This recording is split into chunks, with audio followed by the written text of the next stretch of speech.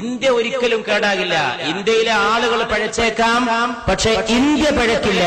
ഇന്ത്യയിലെ ആളുകൾക്ക് തെറ്റുപറ്റിയേക്കാം, ഇന്ത്യക്ക് തെറ്റുപറ്റില്ല. എന്തുകൊണ്ടെന്നാൽ ഇന്ത്യ ഉദാത്തമായ രാജ്യമാണ്, ഉന്നതമായ രാജ്യമാണ്, പാരമ്പര്യമുള്ള രാജ്യമാണ്.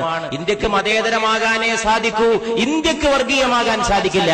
ഇന്ത്യയിൽ ആരെങ്കിലും വർഗീയമായി മാറിയേക്കാം, പക്ഷെ ഇന്ത്യ രാജ്യം ഒരിക്കലും വർഗീയമായി തീരുകയില്ല.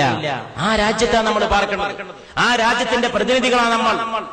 നമ്മുടെ സംസ്കാരത്തെക്കുറിച്ചും നമ്മുടെ രാജ്യത്തെക്കുറിച്ചും നമുക്ക് അഭിമാനമുണ്ടായിരിക്കണം, ഉന്നതമായ അഭിമാനം നമുക്കുണ്ടായിരിക്കണം. ഈ അറബ് നേതാക്കന്മാരും നമ്മുടെ രാജ്യവും തമ്മിലുള്ള ബന്ധത്തെക്കുറിച്ചും നമ്മൾ മനസ്സിലാക്കിയിരിക്കണം, നമുക്ക് അഭിമാനം കൊള്ളാൻ സാധിക്കണം.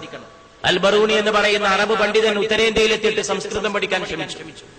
സംസ്കൃതം പഠിക്കാൻ വേണ്ടി ചെന്നപ്പോ സംസ്കൃത പണ്ഡിതൻ പറഞ്ഞു, പഠിപ്പിച്ചു തരൂല എന്ന് പറഞ്ഞു.